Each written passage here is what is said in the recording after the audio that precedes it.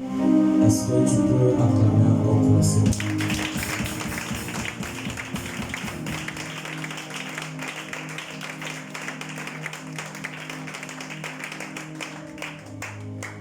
Vous êtes un peuple merveilleux ce matin. Encore pour Jésus.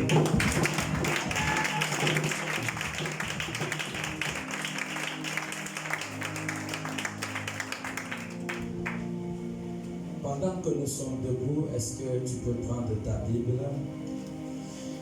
Est-ce qu'on peut avoir un lecteur dans la salle?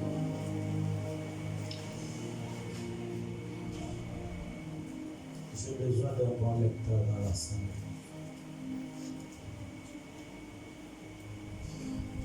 Prends ta Bible. Le thème de ce matin, c'est le péché de l'autel.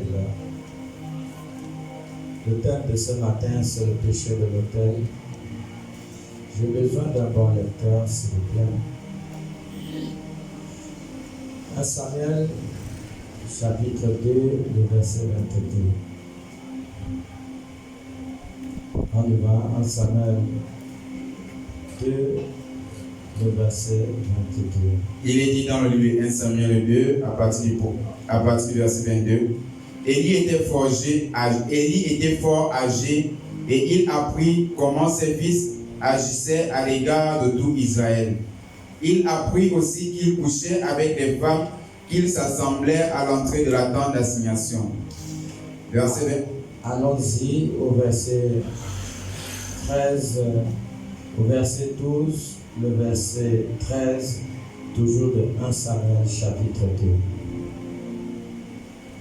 Verset 12, il est dit, les fils d'Élie étaient des hommes pervers.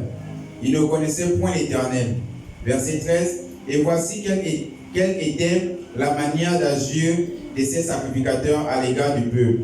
Lorsque quelqu'un offrait un sacrifice, le serviteur du sacrificateur arrivait au moment où l'on faisait cuire la chair, tenant à la main une fourchette à 3 dents. Verset 14. C'est bon. Allons-y toujours dans 1 Samuel 3, le verset 13. 1 Samuel chapitre 3, tiré le verset 13 à 14.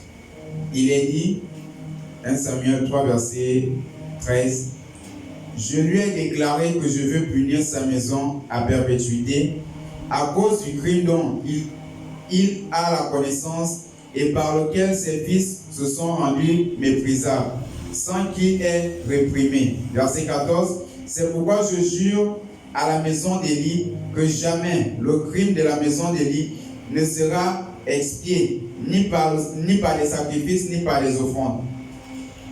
Ok. Allons-y encore dans Genèse.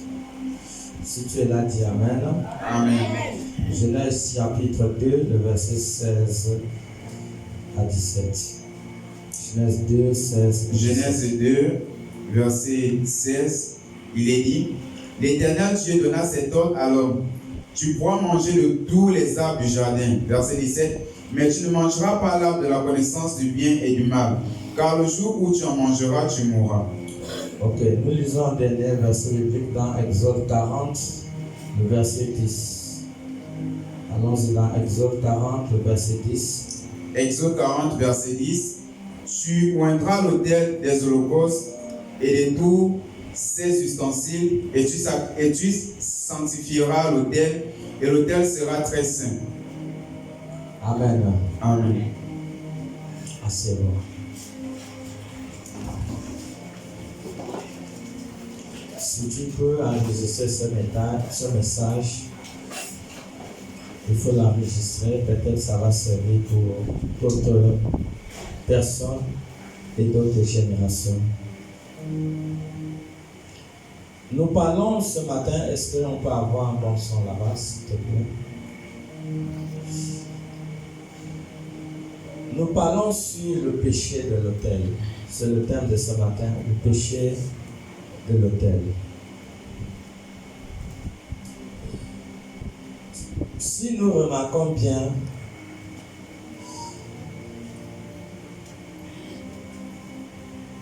Quand Dieu a établi Adam et Ève dans le jardin d'Éden, Dieu a dit à Adam, dans Genèse 2, 16, 17, Dieu a dit à Adam que le jour que tu mangeras de ce fruit, il dit c'est le jour que tu mourras. Adam connaissait la loi de Dieu. Adam connaissait le commandement de Dieu. Dieu l'avait parlé. Il savait que le jour qu'il devait manger l'arbre de la connaissance du bien et du mal, c'est ce jour qu'il devait mourir.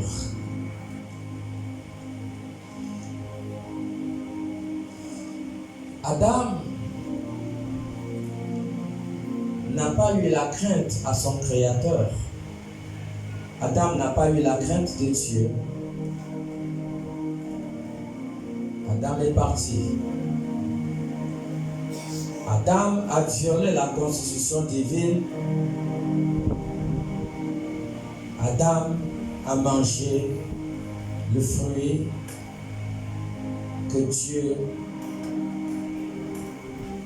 les avait défendus.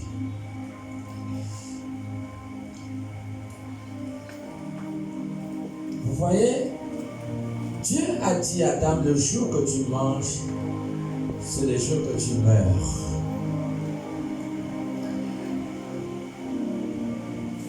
Dans la logique, le jour qu'Adam et Ève ont mangé le fruit, c'est ce jour qu'ils sont morts.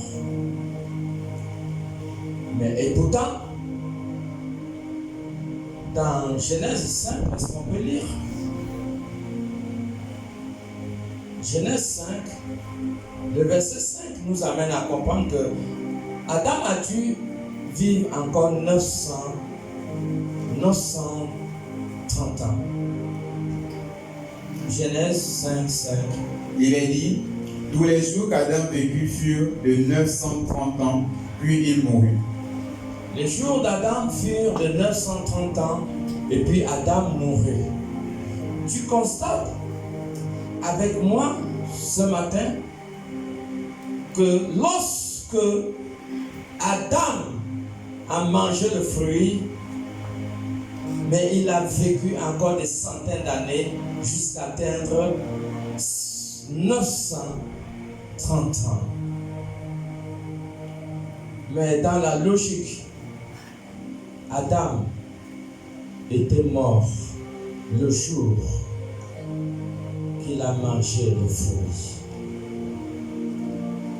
C'est ce jour qu'il était mort. Je parle à toute l'humanité parce que c'est un message qui est enregistré. Je parle à toutes les églises dans le monde entier. Le jour qu'Adam a mangé le fruit, c'est ce jour qu'il est mort. Mes amis, la mort la plus dangereuse est la mort spirituelle. La mort la plus dangereuse est la mort spirituelle où tu te sépares de ton Créateur. Quand tu te sépares de ton Créateur, c'est ça, la mort éternelle. C'est ça la mort éternelle.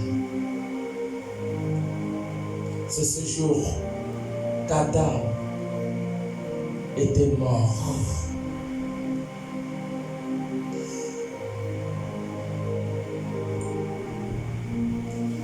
Mes amis, la mort la plus dangereuse, c'est pas la mort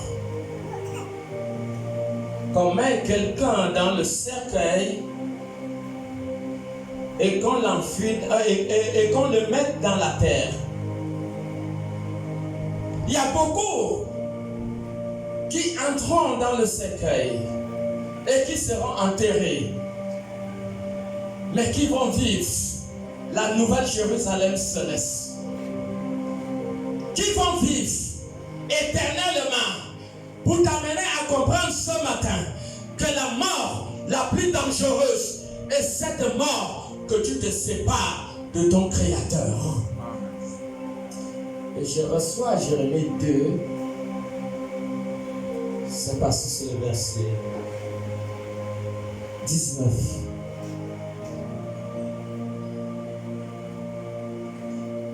Oui. Ta méchanceté, Oui.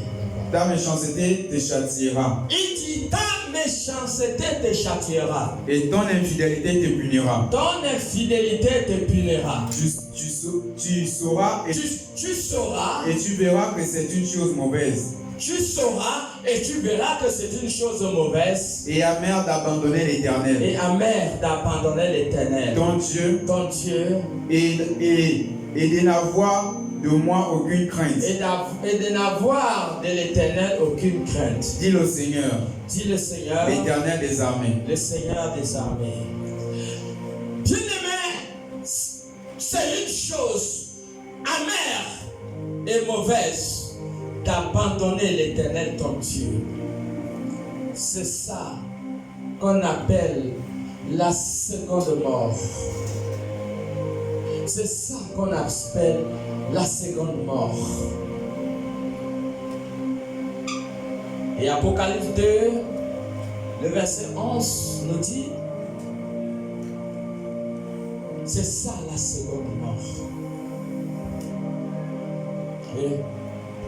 Que celui qui a des oreilles entende ce que l'Esprit dit aux églises. Est-ce que tu peux d'abord répéter le verset biblique? Apocalypse 2, verset 11, Oui. il dit que celui qui a des oreilles entende ce que l'Esprit dit aux églises. Que celui qui a des oreilles entende ce que l'Esprit dit aux églises. Celui qui vaincra n'aura pas à souffrir la seconde mort. Celui qui vaincra n'aura pas à souffrir la seconde mort. Qu'est-ce que c'est la seconde mort? La seconde mort est la séparation d'un chrétien avec son Créateur. C'est ça la seconde mort, où tu es séparé totalement de Dieu. Et être séparé de Dieu,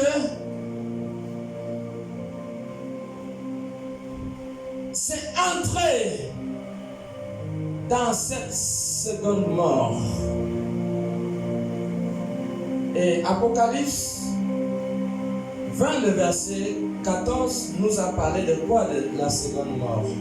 À 15. Apocalypse 20, à partir du verset 14. Et la mort et le séjour des morts furent jetés dans les temps de feu. La mort et le séjour des morts furent jetés dans les temps de feu. C'est la seconde mort. C'est la seconde mort. Les temps de feu. Les temps de feu. Verset 15. Quiconque ne fut pas trouvé écrit dans le livre de vie fut jeté dans les temps de feu. Quiconque ne fut pas trouvé écrit dans le livre de vie fut jeté dans les temps de feu. Il fut jeté dans les temps de feu. Mes amis, personne n'est éternel. Mais vous séparez de Dieu, vous acceptez la souffrance et la douleur éternelle.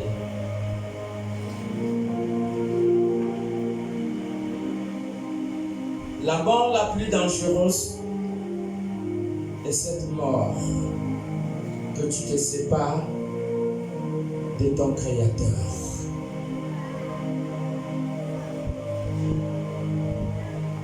Par le péché.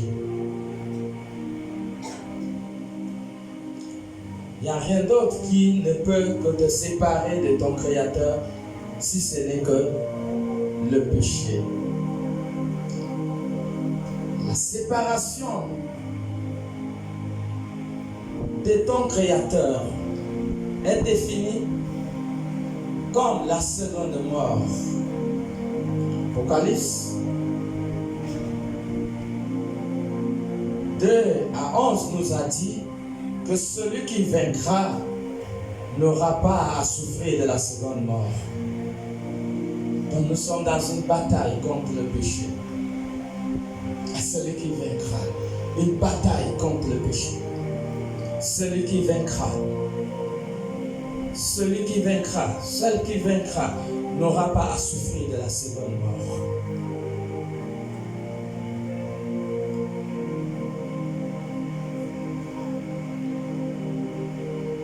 On nous a dit que l'autel est très saint. Relisez Ésaïe, l'Exode 40, 10. L'autel est très saint. Son lieu très saint. Tu peux jouer avec les hommes, mais tu ne dois pas jouer avec l'autel. C'est une manœuvre dangereuse et mortelle. On ne joue pas avec ces lieux. Ce lieu est défini comme l'autel de Dieu. Ce lieu.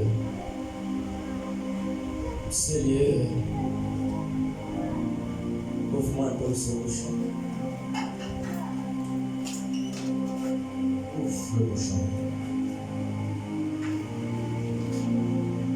Ce lieu est défini comme l'autel de Dieu. Ce lieu.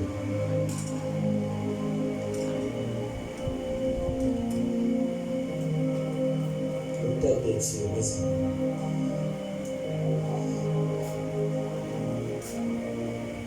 Ce lieu. C'est l'autel de Dieu.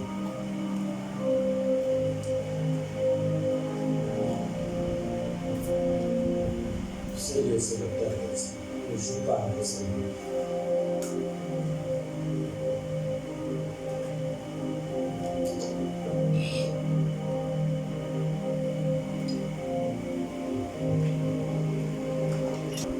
Exode 40, verset 10. Il est dit dans le livre d'Exode 40, verset 10, tu pointeras l'autel des holocaustes et tous ses ustensiles, et tu sanctifieras l'autel, et l'autel sera très saint. Toutes ces choses sont des instruments sanctifiés. Aucune main impure n'a le droit de toucher tous ces instruments. Ils sont purifiés. Aucune personne impure n'a le droit de provoquer Dieu. Le péché de l'autel est une provocation contre Dieu. Tu peux provoquer un homme, mais ne provoque pas Dieu. On ne provoque pas Dieu. Ne provoquez pas Dieu. Si tu n'es pas prêt à servir Dieu dans la sanctification, ne provoque pas Dieu. C'est une manœuvre mortelle et dangereuse.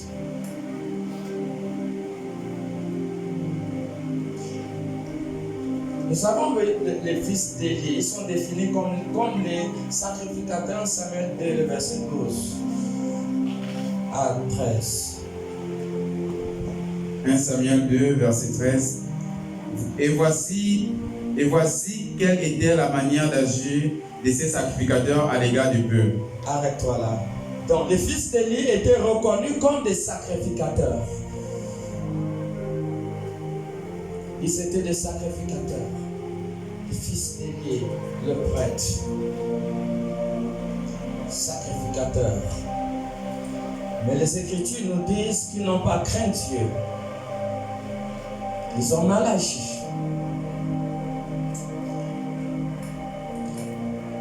Et quelle est cette grande offense qu'ils ont fait à Dieu? L'offense qu'ils ont fait à Dieu se trouve dans le verset 22 que nous allons relire. Samuel 2, 22, sois rapide, mon ami. Élie, 1 Samuel 2, verset 22. Élie était fort âgé et il apprit comment ses fils agissaient à l'égard de tout Israël. Il apprit aussi qu'il couchait avec des femmes et qu'il s'assemblait à l'entrée de la tente d'assignation. Il est inadmissible que tu serves Dieu en tant que musicien, en tant qu'enseignant de la parole de Dieu ou en tant que chante. Il est inadmissible de vivre dans le péché. Et surtout le péché du sexe. Le péché du sexe à l'autel est un péché mortel et dangereux. Les conséquences vont au-delà de la 4e génération. Attention, Dieu punit jusqu'à la 4e génération de ceux qui l'ont, des pères qui ont péché contre lui. Exode 20, le verset 5. Il punit jusqu'à la 4e génération. Mais attention, le péché de l'autel va au-delà de la 4e génération. Parce que les conséquences sont terribles. Les conséquences sont terribles. Les conséquences sont à perpétuité. Exode 20, le verset 5. Il est dit, tu ne te prosterneras point devant elle, et tu ne les serviras point, car moi l'Éternel, ton Dieu, je suis un Dieu jaloux. Je suis un Dieu jaloux. Qui punit l'iniquité des pères sur les enfants jusqu'à la 3e et la 4e génération de ceux qui me haïssent. Ils punissent les péchés des pères de la 3e jusqu'à la 4e génération de ceux qui haïssent. Je punis sous les péchés jusqu'à la 4e génération. Ça veut dire qu'aujourd'hui, si tu as péché contre Dieu en offensant, tes enfants seront dans la malédiction, tes petits-enfants. La 4e génération sera liée à cette malédiction. Donc, s'ils ne racontent pas le Seigneur, le mal que tu as fait va affecter leur vie. De la 1e, 2e, 3e jusqu'à la 4e génération. Voilà le mal qu'une mère, un père peut léguer à leur fils, leur petit-fils.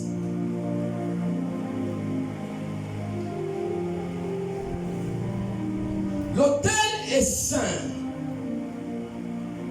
On ne doit pas amener le monde dans l'église. Dans le monde, les gens peuvent vivre avec leurs copines et leurs copains sans mariage. Pour le monde, c'est normal. Il est inadmissible que ces qualités du monde puissent être importées dans l'église. Attention. 1 Corinthiens 2, verset dit que nous sommes le corps de Christ. Nous sommes le corps de Christ. Le monde ne doit pas être déporté dans l'église. Oui. 1 Corinthiens 2, verset 7.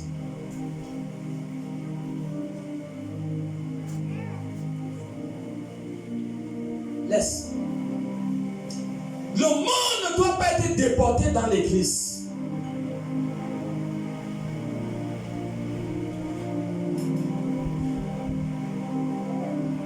Dans le monde, les gens vivent avec leurs copines, leurs copains, et on croit que cela est normal à l'église.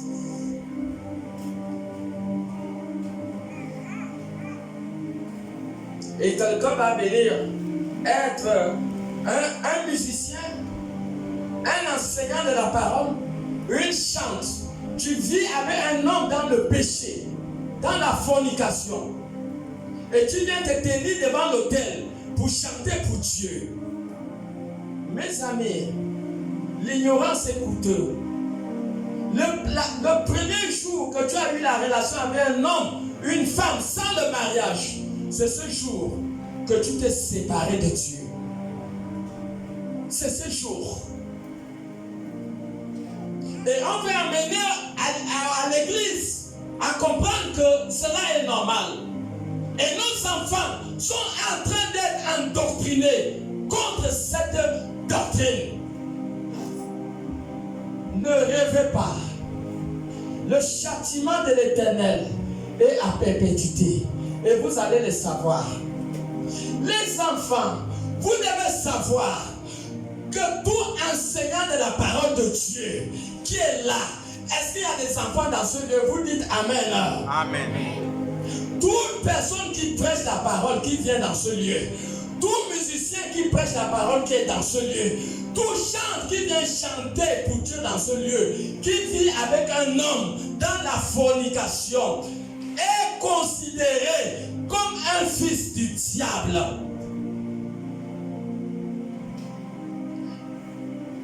Sur la terre, dans vos églises respectives, les hommes vous respectent en tant que musicien, en tant que prédicateur, en tant que chante, mais dans le ciel, vous êtes reconnu comme un fils du diable. 1 Jean chapitre 3, le verset 8 à 10. Le fils de Satan qui vient sur l'autel et qui vient exercer. Quand une église utilise, je suis animé par le Saint-Esprit et je représente Dieu dans le ciel. Mais une personne qui vient à l'autel, qui s'est séparé de Dieu, qui vit dans le péché, représente le Dieu auquel il appartient. Ça veut dire qu'il représente le diable. La personne représente le diable. Et ce qui fait qu'automatiquement, l'église est reconnue comme une église satanique. Et voici les conséquences. L'église va se vider. L'église se vide. Pourquoi? Parce que tout le monde va être informé que tous ceux qui chantent dans cette église vivent dans la fornication. Et dans le ciel sont reconnus comme les fils de Satan. 1 Jean 3, 8. Il est dit dans le 1 Jean 3, verset 8, celui qui pêche est du diable. Quand tu vis avec un homme dans la fornication et tu viens chanter pour Dieu, tu viens jouer les instruments pour Dieu, tu es reconnu comme un fils de Satan. Parce que vivre avec un homme et une femme dans la fornication, sans le mariage, cela est défini comme le péché. Tu t'es séparé de Dieu et si toi il y a une marque satanique, ça veut dire que tu es déjà de ceux qui font partie de la seconde mort. Et tu représentes le royaume satanique et l'église est reconnue. Le Satan se glorifie. Pourquoi? Parce que Satan a déjà usurpé l'autel. L'église est reconnue comme une église satanique. Pourquoi? Parce que ceux qui servent sont des fils du diable. On reprend la lecture, mon ami. Celui qui pêche est du diable. Celui qui pêche est du diable. Car le diable pêche dès le commencement. Le diable pêche dès le commencement. Le Fils de Dieu apparut afin de détruire les œuvres du diable. Le Fils de Dieu apparut afin de détruire les œuvres du diable. Verset 9. Quiconque est né de Dieu ne pratique pas le péché. Vous comprenez? Jésus est venu pour détruire le péché. Et quiconque est né de Dieu ne peut pas dire que tu vas servir Dieu dans le péché. Non. Quiconque est né de Dieu ne pratique pas le péché. Parce que la semence de Dieu demeure en lui. Parce que la semence de Dieu demeure en lui. Et il ne peut pécher. Il ne peut pécher. Parce qu'il est né de Dieu. Parce qu'il est né de Dieu. Le verset suivant. C'est par là que se font connaître les enfants de Dieu. Comment tu peux savoir que cette chante, ce musicien, cet enseignant ou ce pasteur est un fils du diable? Oui. Et les enfants du diable, quiconque ne pratique pas la justice n'est pas... Oui. Quiconque ne pratique pas la justice n'est pas de Dieu. Quiconque est dans le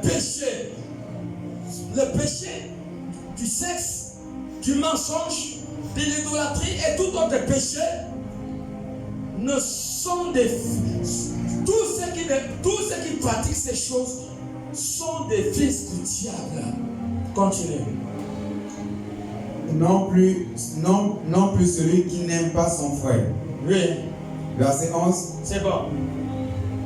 Voilà la dangerosité. Voici où nous avons livré l'église. Et le Saint-Esprit me révèle en Corinthiens 3, 18. Tu penses que si tu détruis le temple de Dieu, tu n'échapperas pas à Dieu. Parce que les Écritures nous disent que celui qui détruit le temple de Dieu, Dieu le détruira. Beaucoup de gens sont venus, ils se sont informés de l'état spirituel de l'Église. Et on les a dit que non, voici, tous ceux qui s'aiment sont dans le péché. À cause de ça, les vrais adorateurs sont ressortis de l'église. Moi, je suis chrétien. J'entre dans l'église. Je m'informe de l'état spirituel de l'église. Si j'écoute que les prédicateurs ou les chants, les musiciens sont dans le péché, qu'est-ce qui va me donner la force de rester dans cette église? Qu'est-ce qui me donnera la force de rester dans cette église? Voilà comment tous les fils du diable ont détruit l'église. Ils ont empêché que les vrais serviteurs viennent. Et c'est pour cela qu'à un certain moment, vous voyez l'église est vide. Pourquoi? Où sont les gens qui devaient occuper ces chaises? Même les enfants croient que cela est normal. Que quelqu'un peut venir à l'hôtel, vivre avec un homme, une femme, sans le mariage, ou être marié, commettre l'adultère, et croire que c'est normal. Quand vous verrez ça, vous devez savoir que vous avez affaire aux agents sataniques. Faites très attention. Le péché de l'autel est un péché dangereux.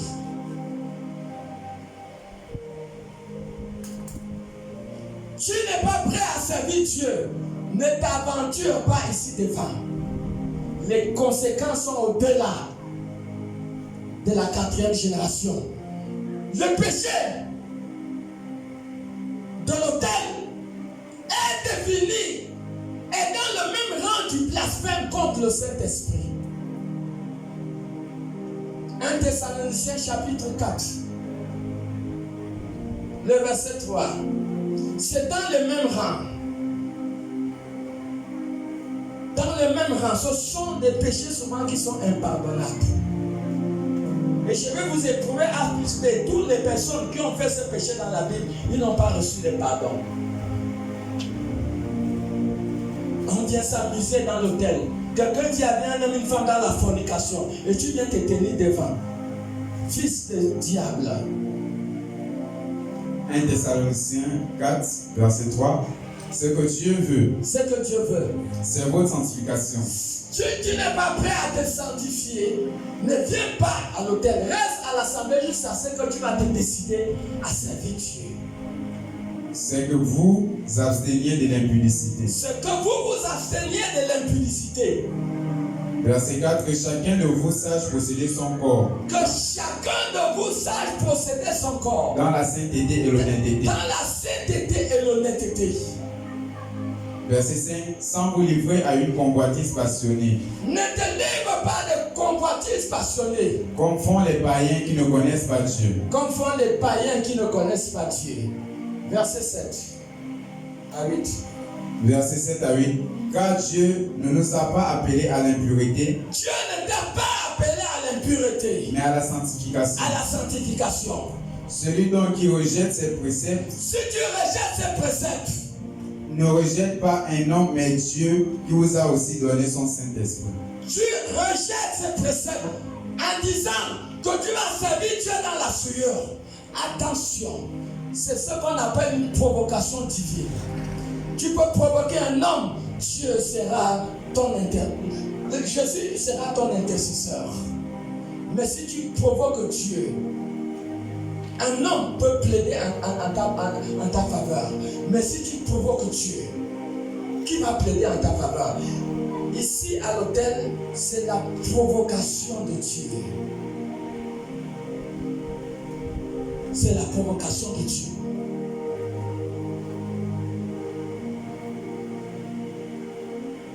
Qu'est-ce qu'on a à y foutre avec la musique? L'église de Jésus, il y avait la musique.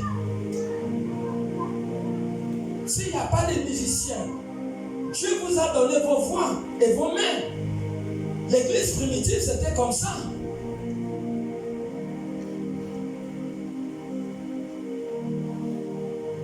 Pourquoi pas veiller sur la réglementation divine qui constitue l'autel et faire attention. Toutes les personnes qui ont l'influence sur l'église, les dirigeants de l'église, doivent veiller à la qualité des personnes qui montent sur l'autel. C'est dangereux. C'est dangereux. Psaume 22, le verset 4. Dit quoi? Dieu réside au milieu de la loi d'Israël. Donc tu ne peux pas être pur et venir dans la résidence de Dieu qui est sainte. C'est impossible. C'est un blasphème contre le Saint-Esprit. C'est un blasphème. Psaume 22, 4. Psaume 22, 4. Pourtant tu es le Saint.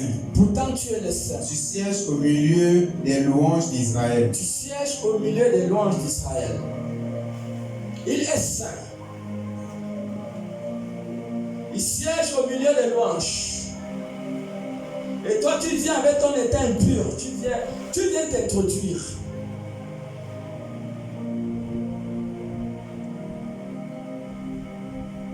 C'est à cause de ça que Dieu a parlé au prédicateur. Jacques 3:1. Ne soyez pas nombreux à dire que vous allez vous avancer vers l'autel. Parce que tous ceux qui s'avancent vers l'autel auront un jugement sévère. Jacques 3, le verset 1. Jacques 3, au verset 1. Mes frères, qu'il n'y ait pas parmi vous un grand nombre de personnes qui se mettent à enseigner. Ne sois pas nombreux à venir t'enseigner. Car vous Oui. savez que nous serons jugés plus sévèrement. Tous ceux qui enseignent, tous ceux qui exercent le ministère auront un jugement à part plus sévère que toutes les autres personnes. Mais regardez, tous ceux qui ont péché dans l'autel, vous les connaissez, que ce soit dans cette église, que ce soit dans d'autres églises. Regardez quelle est leur vie. L'impact ne peut pas se faire sentir dans les 5 ou 7 années qui suivent. Mais après 15 ans, après 16 ans, 18 ans, tu vas commencer à ressentir l'impact du péché que tu as commis 15 ans en arrière. Et c'est ça le danger mortel. Mais regardez tous ceux qui ont, mais qu'est-ce que tu peux faire? Tu es banni de Dieu, ton nom est effacé dans le livre de vie. C'est ce que Exode 32 dit. Ton nom est effacé, tu fais quoi sur l'autel? Tu vis avec un homme, tu vis avec une femme dans le péché. Tu es dirigeant, tu commets l'adultère et tu viens te poser à l'autel. Mais ton nom est effacé dans le livre de vie. Tu ne fais pas partie des habitants de la Nouvelle Jérusalem céleste. Lis-nous Exode 32 à 33. Exode 32, il est dit, pardonne maintenant leurs péchés. Moïse dit, pardonne maintenant leurs péchés. Sinon efface-moi de ton livre que tu as écrit. Moïse plaidait pour le peuple et il dit, si tu ne les pardonnes pas, efface-moi de ton livre que tu as écrit.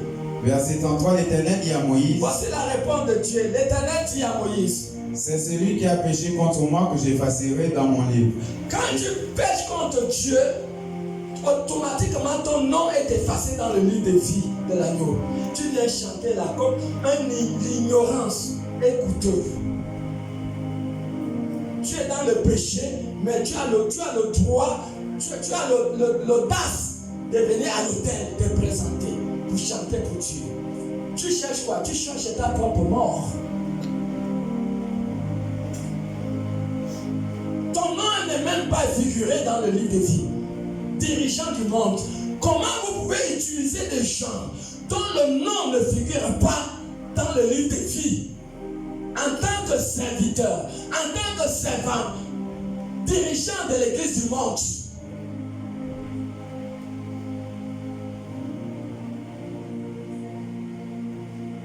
Je suis le porte-parole de Dieu ce matin pour vous annoncer des choses dures. C'est regrettable. Et c'est la bêtise. Tu te dis que tu es fiancé avec un homme et une femme. et tu es à l'autel, et vous êtes dans la fornication, et vous aspirez, vous songez à un mariage où Dieu n'est plus là. Quand vous vivez dans la fornication, vous servez Dieu. Dieu vous a déjà rejeté. Mais vous allez organiser un mariage dont Dieu n'est pas là. Quelle sera la suite de ce mariage pour des personnes qui ont offensé Dieu hier? Vous avez réfléchi? Le désir du sexe au-delà de la relation avec Dieu. Le désir du sexe au-delà de l'alliance avec Dieu, tu brises ton alliance à cause du sexe. C'est regrettable.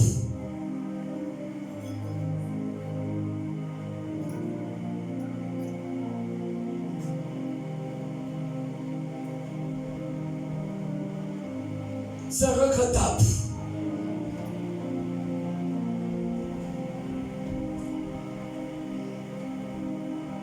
Pendant l'absence de ma femme, j'ai fait 14 ans de sanctification.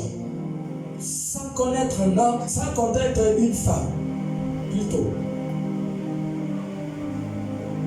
14 ans de sanctification. Sans connaître l'adultère. Et le Saint-Esprit est témoin. Il sait que si je mens, que je sois maudit et qu'il me frappe et que je meure. Si je mens. 14 ans de sanctification. Voici un fils de Dieu qui craint Dieu. Combien de sœurs m'ont dragué ici? À 3h du matin, la sœur n'est pas ici. Elle m'appelle avec la voix de Dalila. Oh pasteur, comment tu vas?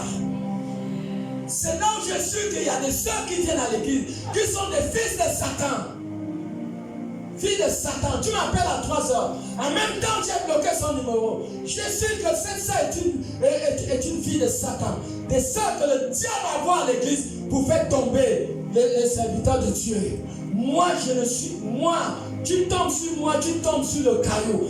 Même si on me donne 100 milliards de dollars pour coucher avec une femme, pour commettre l'adultère, je vous assure que ces 100 milliards de dollars, je vais les refuser. Aucun désir sexuel, aucun argent, aucun euro, aucun dollar ne peut me briser la relation qui m'unit à mon Dieu. Ma relation est très forte, pas être brisée par une relation sexuelle, par un adultère. Je n'ai jamais trompé ma femme, elle est assise là. Jamais. C'est ce qu'on appelle un fils de Dieu. Pas le fils du diable. Hier tu t'es repenti, demain tu es dans la fornication. Et tu viens te tenir à l'autel. Les conséquences sont terribles. Et Dieu m'a chargé ce matin de te dire les conséquences.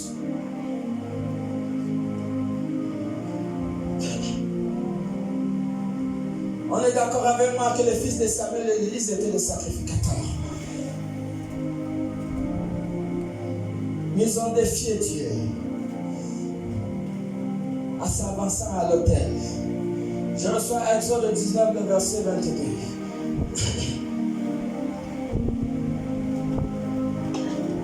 Exode 19, verset 22. Que les sacrificateurs qui s'approchent de l'Éternel. Tu es sacrificateur. Tu es musicien, batteur, chant, prédicateur ou chant. Que le sacrificateur qui s'approche de l'Éternel se sanctifie aussi. Tu dois te sanctifier obligatoirement. De peur que l'Éternel les frappe de mort. De peur que Dieu te frappe de mort. Tu dois te sanctifier. On ne monte pas sur l'autel dans le péché. Vivant avec un homme, une femme sans le mariage. Trompant ta femme ou ton mari. Dans l'adultère. On ne monte pas dans l'autel dans cette condition. Tu as déjà creusé les premières pelles de ta tombe. C'est une affaire de temps. Tu es déjà dans le cercueil. Ne t'en fais pas. Adam est mort le jour qu'il a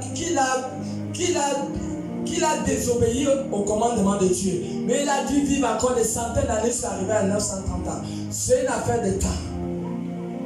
Un signe satanique est déjà sur ton front en tant que fille et fils du diable.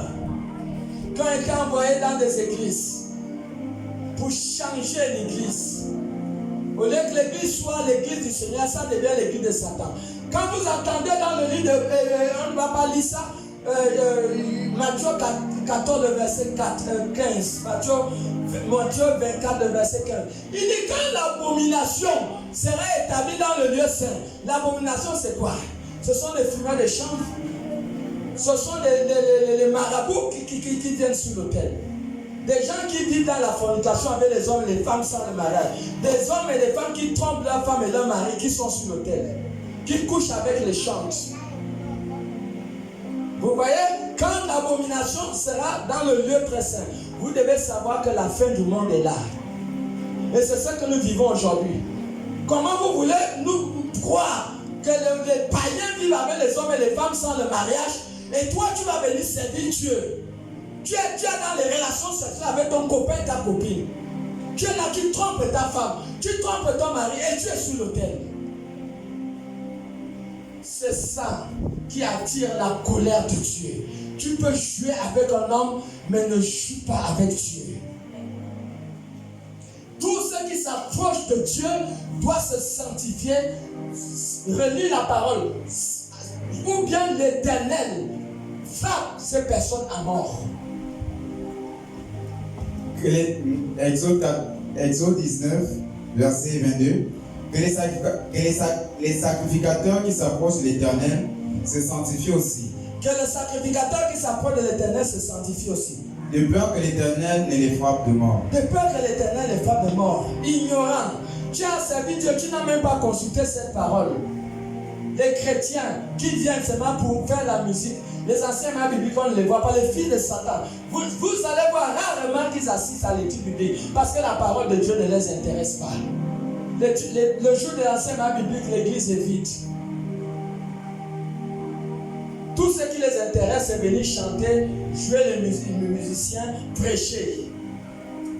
Et quand on parle de l'enseignement, ils ne connaissent même pas Exode 19, le verset 22, qui les avertit qu'il ne faut pas t'approcher de Dieu dans un état impur. Je reçois Hébreux 12, 14. Il ne faut pas t'approcher dans un état impur. Mais tu as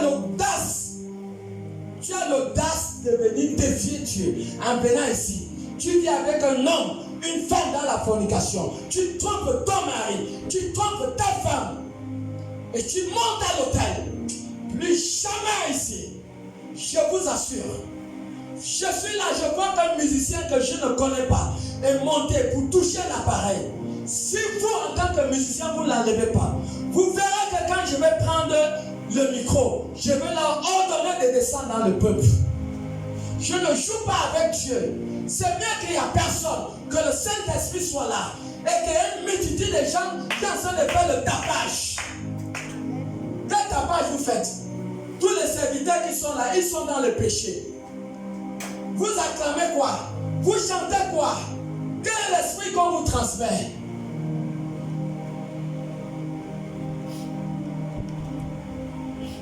On a dévalué la chose de Dieu. L'église du Seigneur est devenue je ne sais pas quoi. Hébreux 12, 14. Il est dit, recherchez la paix avec tous. Recherchez la paix avec tous. Et la sanctification. Et la sanctification. Sans laquelle personne ne verra le Seigneur. Sans laquelle personne ne verra le Seigneur. Sans laquelle personne ne verra le Seigneur. Toi tu recherches quoi? C'est regrettable. Venez dimanche prochain. Je veux vous dire l'exercice du sexe illégal, c'est que ça cause. Tu cherches quoi? Tu cherches le sexe.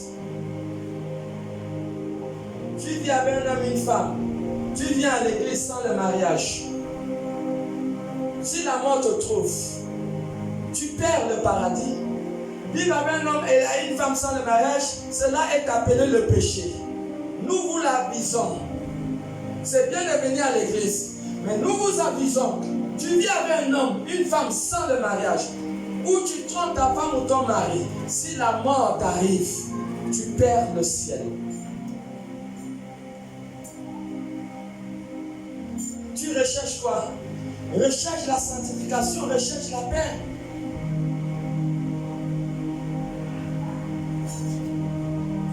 Et nos enfants croient que c'est cela. Vous connaissez ce que vous faites dans vos maisons? Des personnes qui pouvaient se convertir. Il vit notre soeur, notre frère, il vit dans le péché avec un homme et une femme. Vous savez, vous êtes en train de détruire votre maison, détruire ceux qui pouvaient s'attacher à Dieu. Vous ne savez pas ce que vous faites. Toutes les personnes qui se découragent à cause de ton état, les conséquences vont brûler sur ta tête. Toutes les personnes qui viennent à l'église, qui s'informent de l'état spirituel, de ceux qui coordonnent l'église, ils trouvent qu'il y a une faille. Les conséquences ne vous échapperont pas.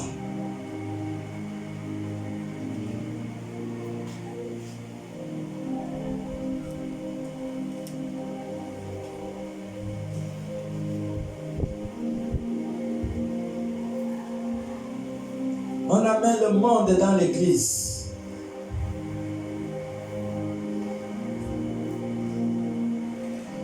C'est regrettable.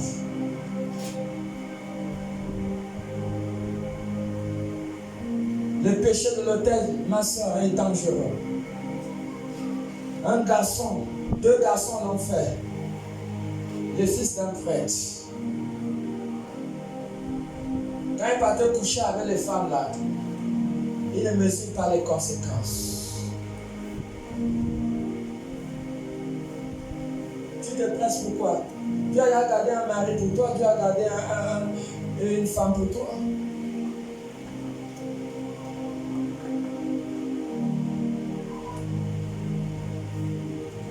Tu cherches Dieu en brisant ta relation avec Dieu. Tu ne vois pas que tu as un petit problème dans ton cerveau?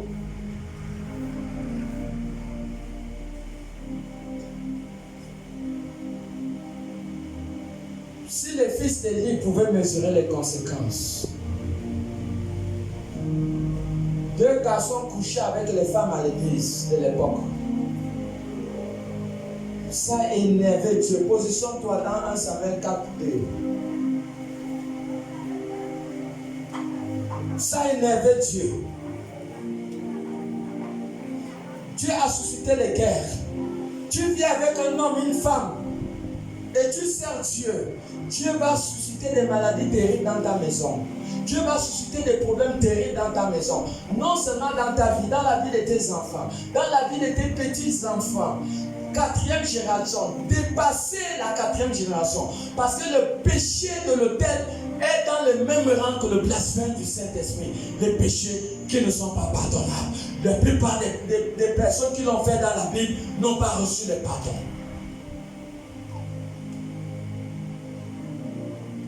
Tu vis avec un homme, tu sais Dieu et tu appartiens à une famille. Tu fais du bien à ta famille. Tu connais le malheur que tu attires dans ta famille. Quand les deux garçons allaient coucher avec les femmes, est-ce qu'ils pouvaient imaginer les dégâts? Ils ne devaient pas faire ça. C'est ça la bêtise. Le diable aveugle. Lis-moi, arrête-toi d'avoir la lis-moi Proverbe 4, le verset 19. Le péché aveugle. Tu ne vois pas ce qui va te faire tomber. C'est ça, la dangerosité du péché. Et on va dire péché, péché, on prête dans l'église péché. Ce sont les fils de Satan qui n'aiment pas qu'on prêche le péché. Proverbe 4, verset 19. La voix des méchants est comme les ténèbres. La voix des méchants est comme des ténèbres. Ils n'aperçoivent pas ce qui les fera tomber. Ils ne voient pas ce qui va les faire tomber. Le péché aveugle. Si les fils d'Élie pouvaient imaginer les dégâts que leur relation sexuelle avec des filles à l'église et des hommes à l'église pouvaient causer, ils ne devaient pas oser faire ça. Tu es dans le péché, tu montes à l'hôtel et tu appartiens à une famille. Tu es un mauvais, tu es une méchante. Parce que ce que Dieu va faire dans ta famille, tu n'auras que les larmes aux yeux. Et si tu crois que c'est une blague, tu te trompes. Ce matin, Dieu m'a mandaté pour te dire des choses difficiles. Si tu penses que c'est une blague, va te renseigner sur toutes les personnes que j'ai été connecté avec le Saint-Esprit, je les ai parlé. Si ce qui a été dit ne s'est pas réalisé, si ça se réalise, ça veut dire que ce n'est pas moi, c'est Dieu qui est parlé au son de la voix d'un homme. Et en ce moment, nous avons des fils immatures qui comprennent la voix d'un homme, comme à l'époque de Samuel. Il n'avait pas atteint la maturité. Dieu lui parle, il écoute la voix d'un homme. Tu écoutes la voix d'un homme, ce matin tu te trompes. Tu penses que je ressemble à quelqu'un qui parle dans la chair. Je suis dans la chair ou je suis connecté avec le trône divin pour t'annoncer des choses difficiles. On est où? 1 Samuel 4, verset 2. Les Philistins se rangèrent en bataille contre Israël. Les Philistins se rangèrent en bataille contre Israël. Et le combat s'engagea. Le combat s'engagea. Israël fut battu par les Philistins. Israël fut battu par les Philistins. Qui tuèrent sur les champs de bataille environ 4000 hommes. Ils ont tué sur le champ de bataille environ 4000 hommes. 4000 personnes sont tombées à cause des relations sexuelles de deux garçons. Deux garçons ont causé la mort dans un premier temps de 4000 personnes. 4000 personnes. Dieu a suscité des problèmes.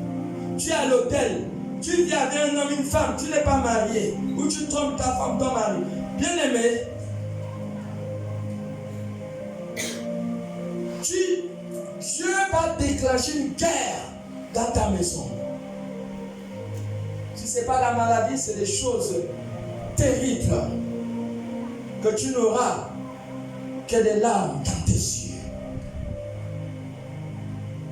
On ne provoque pas Dieu.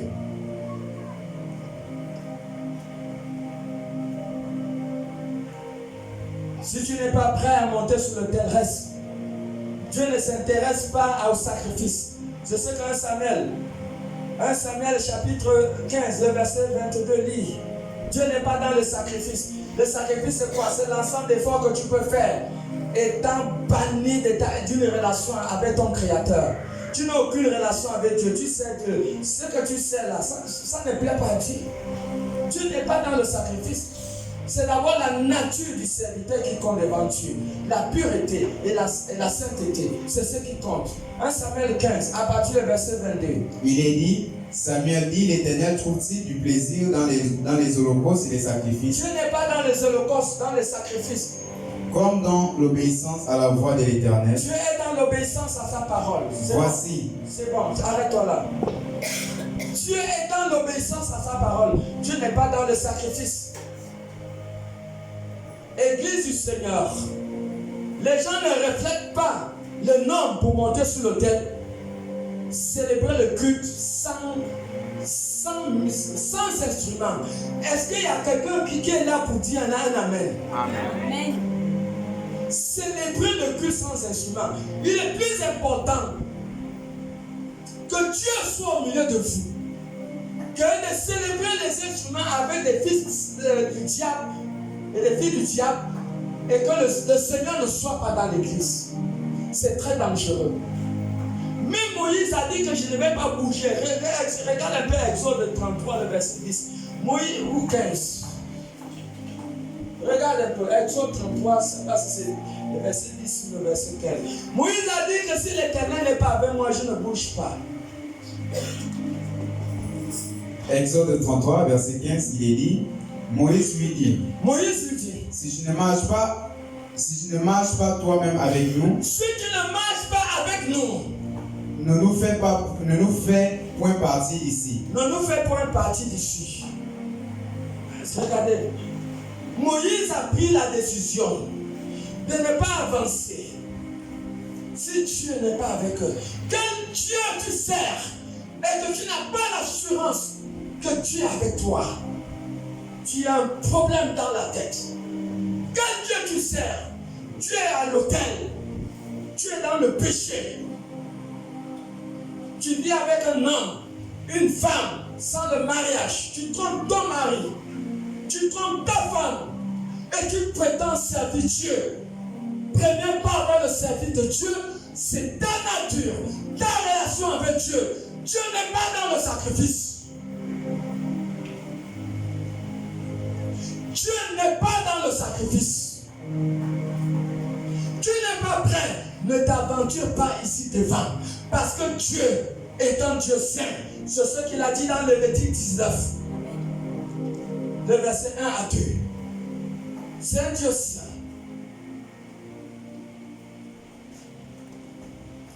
Lévitique 19, premier verset, il est dit, l'Éternel parla à Moïse. L'Éternel parla à Moïse. Et dit, parle à toute l'assemblée des enfants d'Israël. Parle à toute l'assemblée des enfants d'Israël. Et tu leur diras, soyez saints. Soyez saints. Car je suis saint. Car je suis saint. Moi, l'Éternel, votre Dieu. Votre Dieu. Il a dit, je suis saint. Quel Dieu tu sers dans l'impureté? On veut gaspiller la vie de nos enfants. La même manière que vous gaspillez leur vie, Dieu va vous gaspiller. Ne vous étonnez pas. Après, nos enfants demain aussi, ils vont dire que c'est normal. Ils vont commencer à aller coucher avec les hommes et les femmes. Parce qu'ils ont vu ça de leurs aînés à l'église. Celui qui détruit l'église, Dieu va les détruire. Tu détruis l'église, Dieu va te détruire.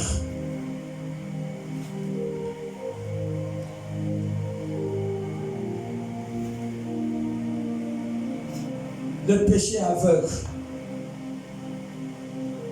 Il ne voit pas les dangers, les conséquences. Des hommes qui étaient dans les relations sexuelles avec des hommes et avec des femmes à l'église. Ils étaient l'auteur de la mort de 4000 personnes. C'est pas 10, c'est pas 20, c'est pas 100, c'est pas 500. Relations sexuelles, simple désir, le goût du sexe, ça a coûté à la vie à 4000 personnes. Et ce n'était pas fini. Le nombre s'est ajouté à 32 000 personnes. Allons-y dans le livre de 1 Samuel 4, le verset 10. 32 000 personnes à cause d'un désir sexuel. Et vous pensez que tu vas venir monter à l'autel dans le péché et tu penses échapper aux conséquences. Tu es en train de rêver, tu rêves. Tu le verras dans 5, 10 ans ou 15 ans. Tu le verras, ça ne t'échappera pas. 1 Samuel 4, verset 10. 1 Samuel 4, verset 10 dit oui. Les Philistins livrèrent bataille. Les Philistins livrèrent bataille. Et Israël fut battu. Israël fut battu. Chacun s'enfuit dans sa tente. Chacun s'enfuit dans sa tente. La défaite fut très grande. La défaite fut très grande. Et il tomba d'Israël 30 000 hommes de pied. Il y a d'abord eu combien? Mon ami, il y a d'abord eu 4 000, non? Oui. Plus 30 000 personnes, ça fait combien de personnes? 7 000. Oh God. 4 000 personnes, plus 30 000 personnes, ça fait combien de personnes qui sont tombées? 30. Hein? Oh God. 30 000 plus 4 000, ça fait combien? Ça fait combien de personnes? Ça fait 34 000 personnes qui sont tombées parce que deux garçons couchaient avec les filles à l'hôtel. Ils étaient sacrificateurs. 34 000 personnes. Attends, toi tu lis la Bible comment? Il y a des ignorants. 34 000 personnes sont tombées à cause de relations sexuelles des deux garçons à l'église. Et ce n'était même pas fini parce qu'il y a eu une personne qui est tombée encore, leur propre père. Ils ont amené le malheur dans la maison. Vous pensez que c'était le temps d'Élie de mourir? Hein, ma soeur? Ce n'était pas son temps de mourir. C'est quand il y a eu guerre, il a appris que l'ange de Dieu a été arraché, que ces deux fils, ces deux pécheurs, ces fornicateurs-là, ils sont morts. Il est tombé, il est mort. Le malheur est entré dans la maison. Vous savez, le sexe dans l'illégalité, le malheur que ça met dans la maison, code. Le malheur que ça met, regardez partout, dans toutes les couches sociales. Partout où il y a le sexe qui est dans l'illégalité, il y a toujours des problèmes. Et c'est ça. 34 001 personnes sont tombées. Ils sont tombés. Voilà l'hôtel là qu'on s'amuse aujourd'hui. Quelqu'un dans la fornication avec un homme, fornication avec une femme, adultère, on vient monter, on enseigne, on chante, on joue les trucs. Vous blaguez, vous n'échapperez pas.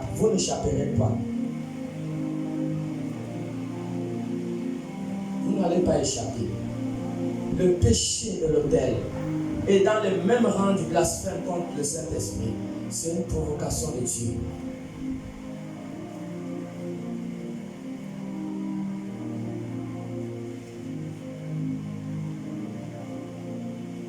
C'est une provocation contre Dieu.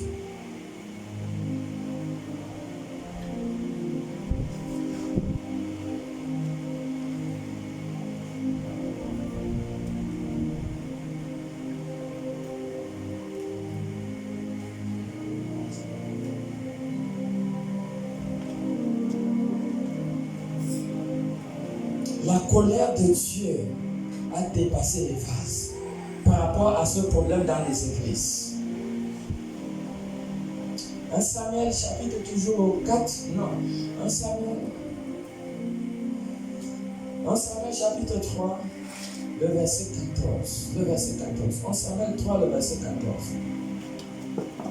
C'est pourquoi, reprends d'abord le verset 13. 1 Samuel 3, verset 4.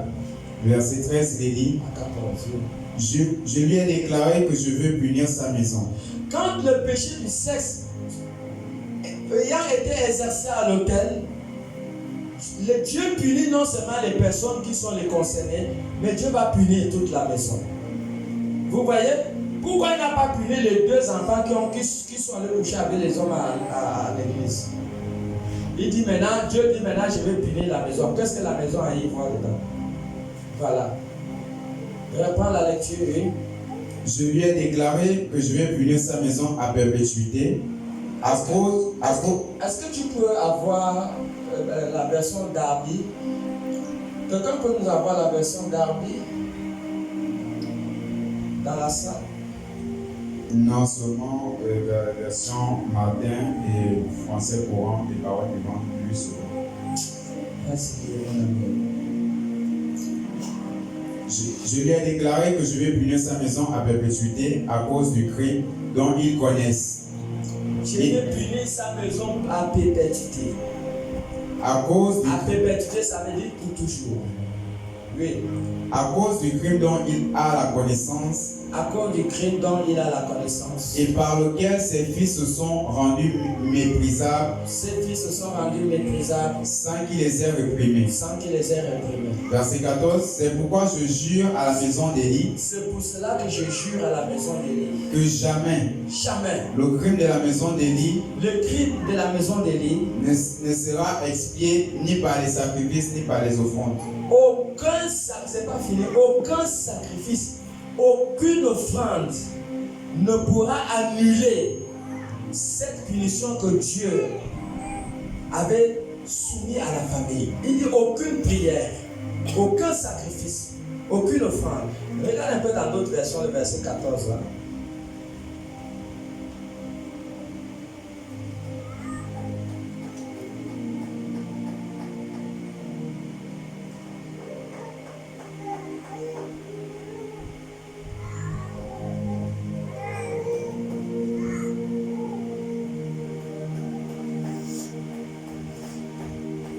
Et ça, c'est la version parole de vie. C'est pourquoi j'ai fait ce serment à la famille d'Élie. Rien n'effacera jamais sa faute. Aucun sacrifice. Aucune offrande.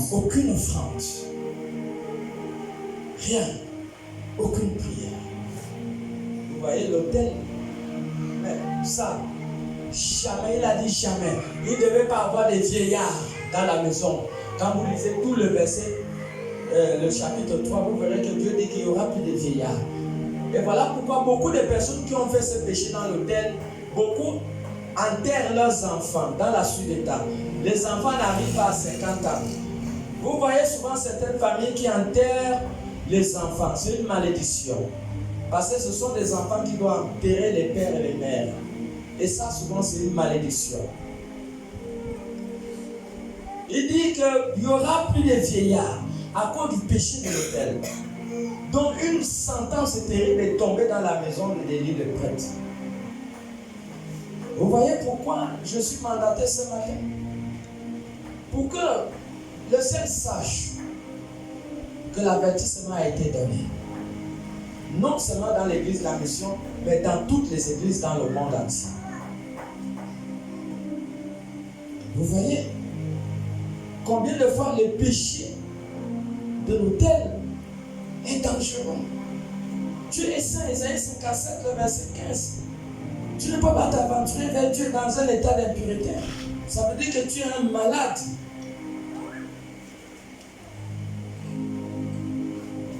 Isaïe 57, le verset 15.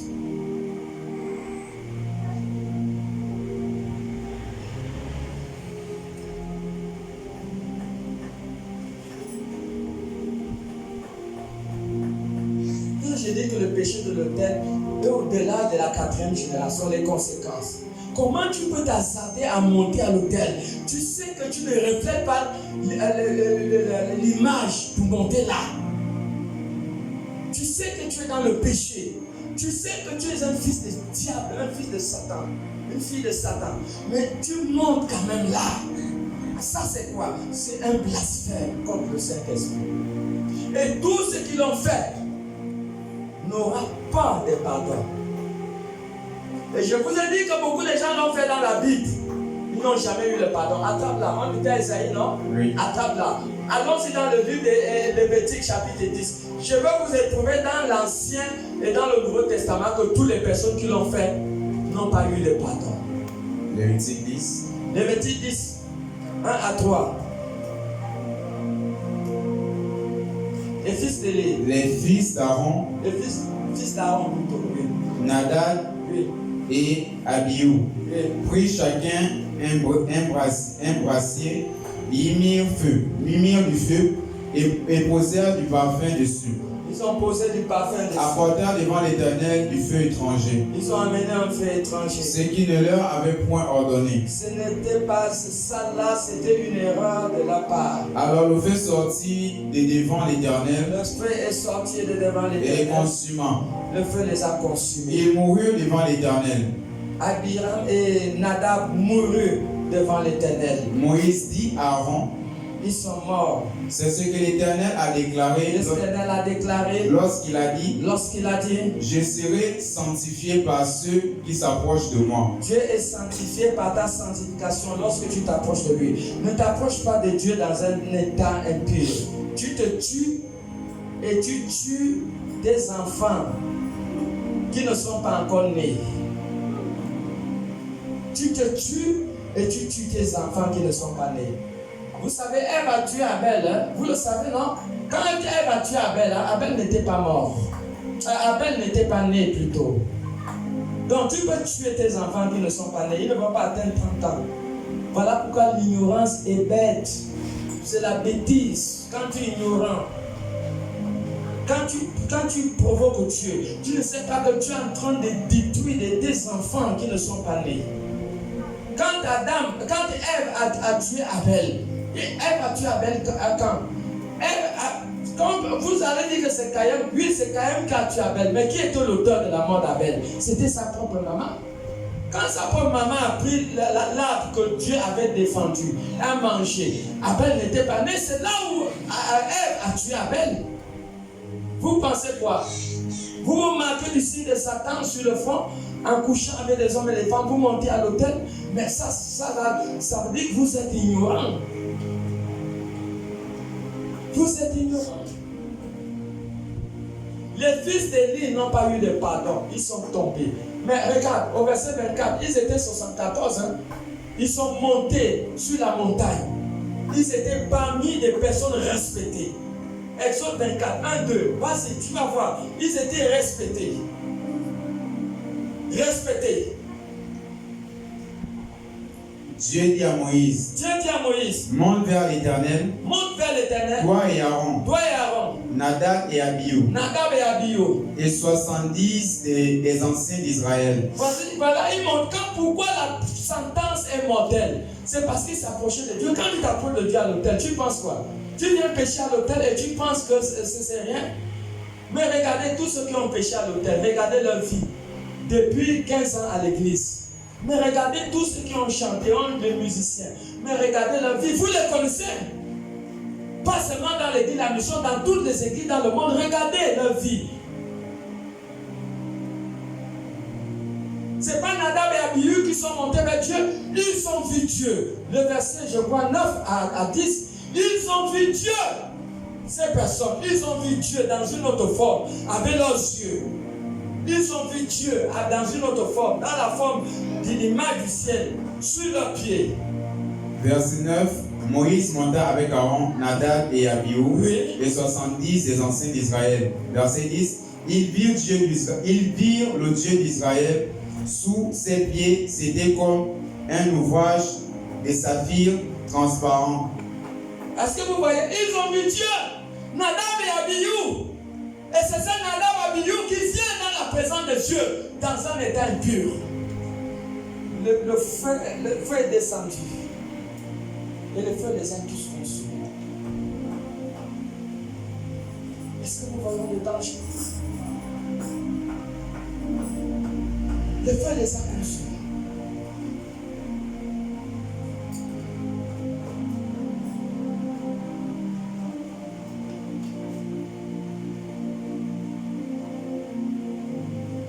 Vous pensez que Judas, non, mais Judas s'est repenti.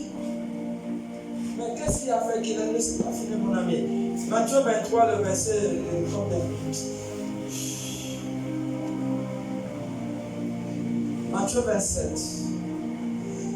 Matthieu 27, le verset 3 à 5. Judas s'est repenti.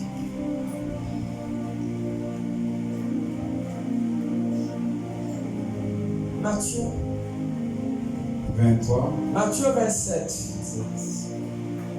3 à 5. Il est dit, alors Judas, qu'il avait livré, voyant qu'il était condamné, Judas a vu qu'il était condamné. Se repentit et rapporta les 30 pièces d'argent aux principaux sacrificateurs et aux anciens. Judas s'est repenti. Il avait droit à la miséricorde. Mais on ne sait pas ce qui lui est arrivé, qu'il est parti se pendre. Il s'est repenti. Voilà, voici les Écritures qui disent qu'il s'est repenti. Pourquoi? Le péché de l'autel est très dangereux. Hébreux 6, le verset 4 à 6 dit, tous ceux qui ont connu Dieu, ça veut dire que tu as connu Dieu, tu as goûté le Saint-Esprit, mais tu as bafoué l'autorité et la loi, l'alliance qui t'unissait avec Dieu par le péché. Le Nouveau Testament dit carrément qu'il est impossible à ces catégories de personnes de pouvoir établir un lien encore avec Dieu. Vous voyez, c'est regrettable. Peut-être quelqu'un de vous dit, ah, ça c'est quel genre de parole? C'est la parole de Dieu, Hébreux 6, le verset 4 à 6. Il est dit, car il est impossible que ceux qui ont été une fois éclairés, il est impossible que ceux qui ont été une fois éclairés, qui ont goûté le don céleste, ils ont goûté le don céleste, et qui ont eu part au Saint-Esprit. Ils ont eu part au Saint-Esprit. Verset 5, qui ont goûté la bonne parole de Dieu, qui ont goûté la bonne parole de Dieu, et les puissances du siècle, et les puissances des siècles à venir. Verset 6, et qui sont tombés soit encore renouvelés, ils sont tombés encore dans le péché et amenés à la repentance. Voilà. Il est impossible que ces personnes soient ramenées encore à la repentance. C'est ce que les Écritures disent. Vous voyez? Vous voyez? Comment est-ce que vous pouvez vous faire du mal en s'approchant de Dieu dans une nature de péché? Nous avons notre sœur Fleur ici, plus de 13 ans. Elle n'a jamais tenu le micro pour modérer pendant qu'elle n'était pas encore mariée. 13 ans dans l'église. Jamais modéré, jamais prêché ici. Jamais être responsable des femmes. Alors que l'église connaissait les moments de turbulence. Tout ce qui doit être établi à la tête de commission doivent avoir un bon témoignage. C'est ce que Acte 6 dit quand ils ont fait le choix des apôtres, où Étienne avec un autre a été sélectionné pour s'occuper de la nourriture. C'était un choix, c'était des personnes qui avaient un bon témoignage, qui doivent être établies à la tête de chaque commission, de chaque comité à l'église. Mais on ne pouvait même pas l'établir. Mais c'est après son mariage, la 14e année, qu'elle est montée sur l'autel. Elle est là assise. Et toi, tu vas venir monter ici.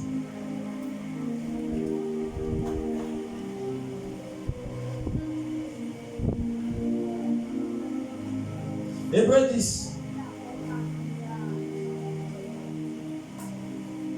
À partir du verset 26 à 26.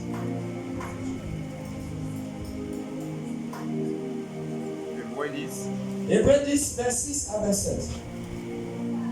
Il est dit, car si nous péchons volontairement, si tu pêches volontairement, après avoir reçu la connaissance de la vérité, il ne reste plus de sacrifice pour les péchés. Un seul sacrifice a été offert à la croix, Jésus de Nazareth, qui a été crucifié. Un sacrifice. Il est, Jean-Baptiste a dit dans Jean 1,29, voici l'agneau de Dieu qui ôte le péché du monde. Un seul sacrifice a été fait à la croix de Golgotha, une fois et pour toujours. Oui. Mais une entente terrible du jugement. Reprends la parole, mon ami. Hébreux 10, verset 26, il est dit, car si nous péchons volontairement après avoir reçu la connaissance de la vérité. Comment savoir que tu es un agent satanique? Comment savoir que la sentence du blasphème de l'esprit est contre toi? C'est quand aujourd'hui tu demandes pardon, demain tu retombes dans le même péché, demain tu demandes pardon, demain tu retombes dans le même péché. Ça veut dire qu'il y a le signe de la marque sur toi. On monte, on descend, tu es un fils du diable, une fille de Satan. Tu as déjà connu la vérité. C'est ce que Hébreux dit. Il dit, tous ceux qui ont connu la vérité et qui ont péché, donc il y a ce qu'on appelle le péché volontaire. Un païen qui vient dehors avec ses péchés, et ça veut dire que c'est quelqu'un que Dieu va construire, parce que Dieu sait qu'il est dans l'ignorance. Mais toi qui as la connaissance, la sentence est terrible pour toi. Terrible. Parce qu'il n'y a plus de péché. Un seul sacrifice a été fait à la croix et c'est pour toujours. Reprends la lecture. Hébreux 10, verset 26. Car si nous péchons volontairement après avoir reçu la connaissance de la vérité, tu connais bien la loi, mais tu pêches volontairement. Après avoir connu les commandements de Dieu, tu pêches volontairement. Oui. Il ne reste plus de sacrifice pour les péchés. Il ne reste plus de sacrifice pour les péchés. Verset 27. Verset 27. Mais une attente terrible du jugement et l'ardeur du feu qui dévorera les rebelles. Vous comprenez, il n'y a plus de sacrifice de les péchés. Le dernier sacrifice qui a été fait, c'est Jésus. Donc quand toi tu pêches volontairement là, il n'y a plus de sacrifice pour le péché. Un jugement, ils disent quoi? Un jugement. Une entente terrible du jugement et l'ardeur du feu qui dévorera. Une entente terrible du jugement et l'ardeur du feu qui jugera. Qui dévorera les rebelles. Qui dévorera les rebelles. C'est ce qui t'attend. Un jugement terrible. Parce que tu as connu la vérité, mais tu as bafoué cette vérité, tu es retombé dans le péché. Parce que tu vois les choses semblent pareilles. Si tu pouvais savoir ce qui pèse dans ta vie, dans la vie de tes enfants, 3e, 4e génération dépassée à cause de l'acte que tu poses aujourd'hui, tu n'aurais pas posé l'acte. Bon, je vous assure au nom de Jésus-Christ que si les fils d'Élie, le prêtre, savaient qu'il partait coucher avec les femmes à l'hôtel, il faisait le coucher avec les hommes et les femmes à l'église, s'ils savaient que 34 000 personnes devaient mourir, maman, est-ce qu'ils pouvaient poser l'acte là? Ils ne pouvaient pas. Ils ne pouvaient pas. Donc aujourd'hui, tu pêches, tu viens, tu chantes, tu es dans une église, tu chantes, tu pêches. Oui, la vie semble être bien, mais tu ne connais pas les conséquences qui t'attendent pendant toute ta vie. La vie de tes enfants, tes petits-enfants, tes arrière-enfants, à cause de l'acte que tu poses. Le péché de l'autel est dans le même rang que le blasphème contre le Saint-Esprit. Je vous ai donné tous les exemples. La plupart des personnes qui ont commis le même péché dans la Bible, qui n'ont jamais eu de pardon. Et qui sait, Dieu est une personne. Si tu te milites véritablement, qui sait, peut-être Dieu pourra te pardonner. Peut-être Dieu pourra te pardonner.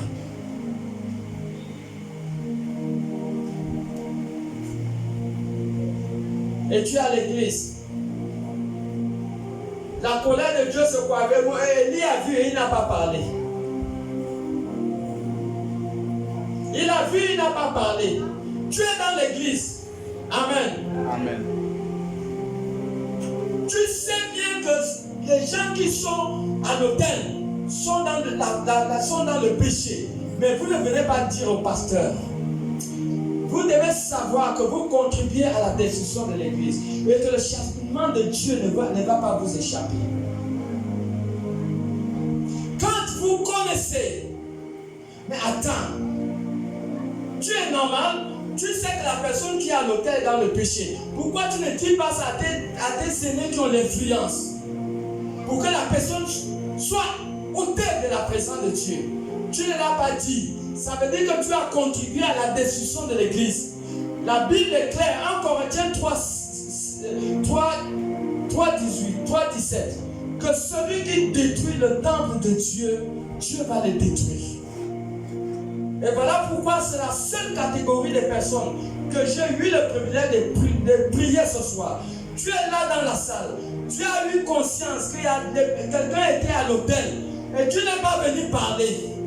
Tu as eu conscience à ça. Il faut t'assurer qu'avant que je dépose le micro, pour que je prie sur toi. Pour que je prie sur toi. Parce que tu as contribué à la destruction de l'église. Ne jamais faire. Que ce soit dans cette église, dans une autre église, dans le monde, que vous avez connaissance que ceux qui servent Dieu sont dans le péché du sexe. Et vous ne transmettez pas ça à leurs aînés, à leur père qui les influence. Vous contribuez à la destruction de l'église. Et le châtiment de Dieu ne va pas vous échapper. Élie le prêtre n'avait rien à voir dans cette affaire. Mais le fait qu'il n'a pas parlé, Dieu a dit qu'il n'y aura pas de vieillards dans sa maison. Il n'y aura pas de vieillards.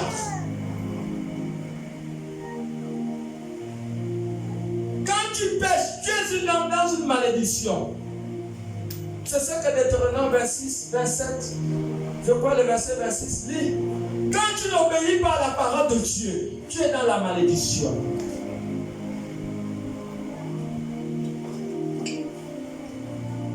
Deutéronome 27, le verset 26.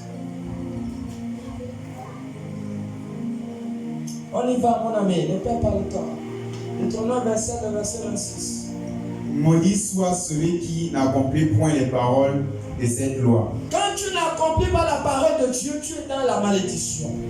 Et qui ne les met point en pratique. Quand tu ne mets pas la parole de Dieu en pratique, tu es dans la malédiction. Et tout le peuple dira Amen. Et tout le peuple en dit Amen. Jérémie chapitre 11, le verset 3.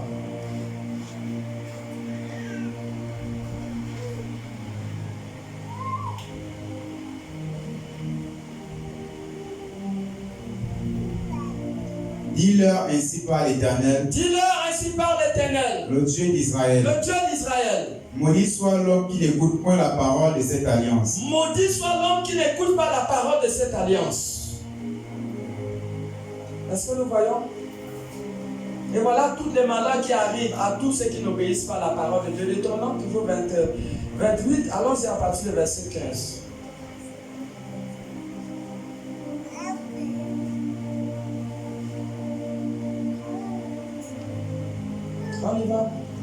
Il est dit, mais si tu n'obéis point à la voix de l'Éternel, ton Dieu, quand tu n'obéis pas à la voix de l'Éternel, ton Dieu, si tu n'observes pas et ne mets pas en pratique tous ces commandements et toutes ces lois, si tu ne sais pas toutes ces lois et tous ces commandements pour les mettre en pratique, je vais répondre, excusez-moi. Si tu n'observes pas et tu ne mets pas en pratique tous ces commandements et toutes ces lois que je t'ai prescrites aujourd'hui, voici toutes les malédictions qui viendront sur toi. Voici toutes les malédictions qui viendront sur toi. Et qui seront ton partage. Qui seront ton partage. Verset 7, tu seras maudit dans la ville. Tu seras maudit dans la ville. Tu seras maudit dans les champs. Tu seras maudit dans les champs. Ta corbeille et ta hutte seront maudites. Toutes ces choses seront maudites. Les fruits de tes entrailles et le fruit de ton sol et les portées de ton gros et ton menu bétail, toutes ces choses seront maudites. Toutes tes affaires, si c'est un mariage que tu peux organiser, tout c'est déjà dans le malheur. Tout ce que tu peux faire, tout ce que tu peux toucher est déjà dans la malédiction. 19. Tu seras maudit à ton arrivée. Tu seras maudit à ton arrivée. Et tu seras maudit à ton départ. Tu seras maudit à ton départ. 20. L'Éternel enverra contre toi la malédiction. L'Éternel enverra contre toi la malédiction. Le trouble et la menace. Le trouble et la menace. Au milieu de toutes les entreprises que tu feras. Tout ce que tu voudras faire, ça ne peut pas marcher parce que tu as offensé Dieu. Jusqu'à ce que tu sois détruit. Jusqu'à ce que tu sois détruit. Jusqu'à ce que tu périsses. Jusqu'à ce que tu périsses. Promptement à cause de la méchanceté de tes actions. Oui. Qui t'aura porté à m'abandonner? Qui t'aura porté à abandonner l'Éternel ton Dieu? Continue rapidement. L'Éternel attachera à toi la peste. L'Éternel va t'attacher à toi les maladies. Jusqu'à ce qu'elle te consume dans le pays dont tu vas entrer en possession. L'Éternel va te consumer par les maladies. Ça ne viendra pas de Satan. C'est Dieu qui va envoyer cela. L'Éternel te frappera de sa consomption, de fièvre, d'inflammation, de chaleur brûlante, de sèchement, de jaunisse et de gangrène qui te poursuivront jusqu'à ce que tu périsses. L'Éternel va te frapper de toutes sortes de maladies. Tout ton argent va finir à la pharmacie. Continue. Verset 23. Le ciel sur ta tête sera des reins. Le ciel sur ta tête sera des reins. Et la terre sous toi sera de fer. Tu fais les plantations, tu fais des affaires, ça ne va pas produire. Parce que la malédiction, le malheur sera sous ta personne. Verset 24. L'Éternel enverra pour pluie à ton pays de la poussière et de la poudre. Tu ne pourras pas réussir dans aucune entreprise que tu vas entreprendre. Il en descendra du ciel sur toi jusqu'à ce que tu sois détruit. Jusqu'à ce que tu sois détruite. 25.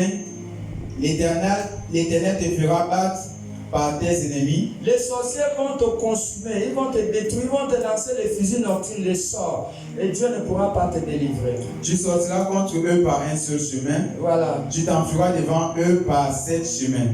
Okay. Tu seras un objet d'effroi pour tous les royaumes de la terre.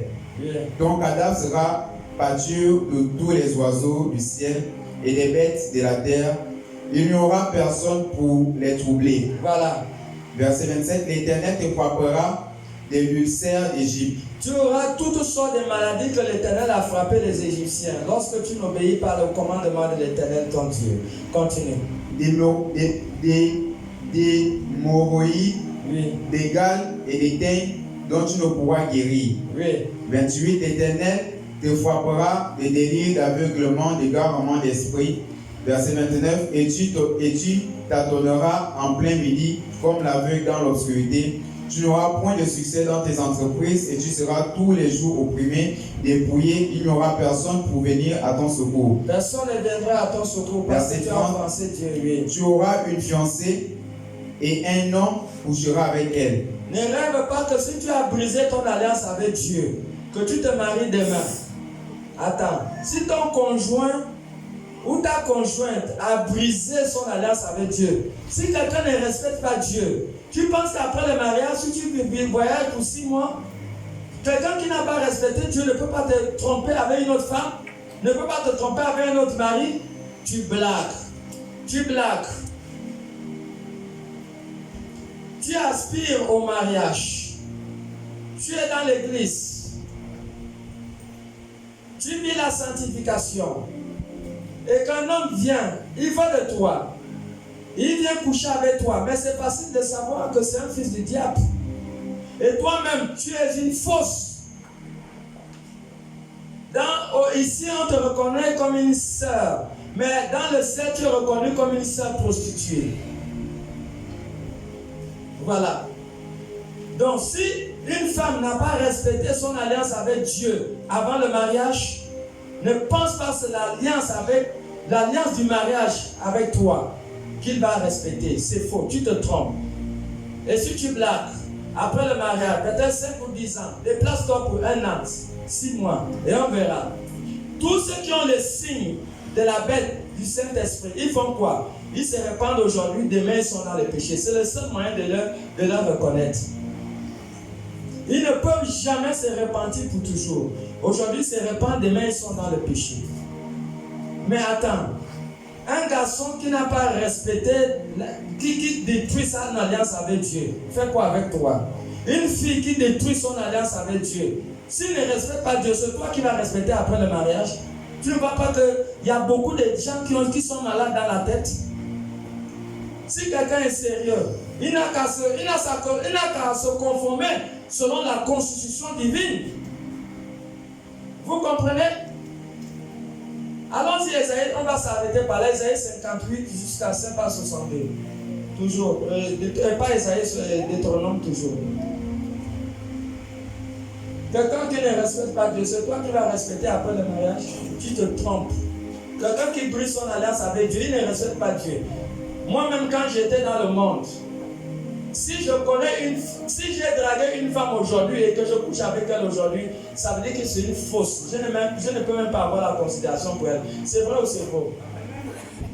Tu as dragué une femme aujourd'hui, tu couches avec elle. Tout ce qui a de valeur ne se trouve pas facilement. Tu ne vas pas trouver l'or sur la boue. Pour trouver l'or, tu dois transpirer. Est-ce que quelqu'un peut dire Amen? Tu viens à l'église et un homme qui est frère ou soeur, tu couches, il te sert. Ça veut dire que c'est un fils du diable. C'est une fille du diable. Et c'est ça. 1 Jean 3, le verset 8 nous a dit que tous ceux qui vivent dans le péché sont des fils du diable. Et le verset 10 nous a dit que pour reconnaître les fils du diable, c'est ceux qui vivent dans le péché. Donc tu ne peux pas me prouver le contraire. Le seul te reconnaît comme un fils de Satan. Mais au milieu des hommes, tu es respecté. Le verset 58 à, je crois, 62, tout arrête. Je suis sorti.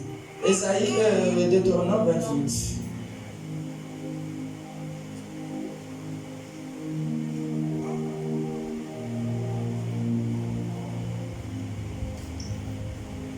La femme, 56. La femme d'entre vous. Va pas lire la Bible.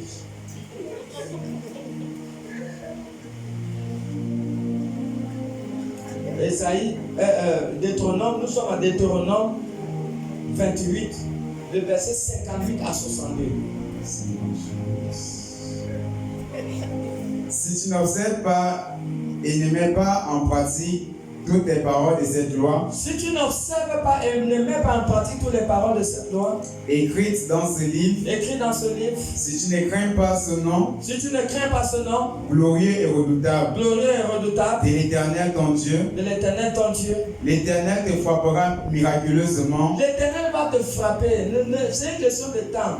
Oui, continue. Toi et ta postérité, toi et toute ta famille, par des plaies grandes par et des longues, maladies graves, des maladies terribles. Par des maladies graves, oui, et opiniâtres. 60. Oui. Il amènera sur toi toutes les maladies d'Égypte. Dieu va amener sur toi toutes les maladies d'Égypte. Devant lesquelles tu tremblais. Et elles s'attacheront à toi. Amen. Amen. Acclamons pour le Seigneur.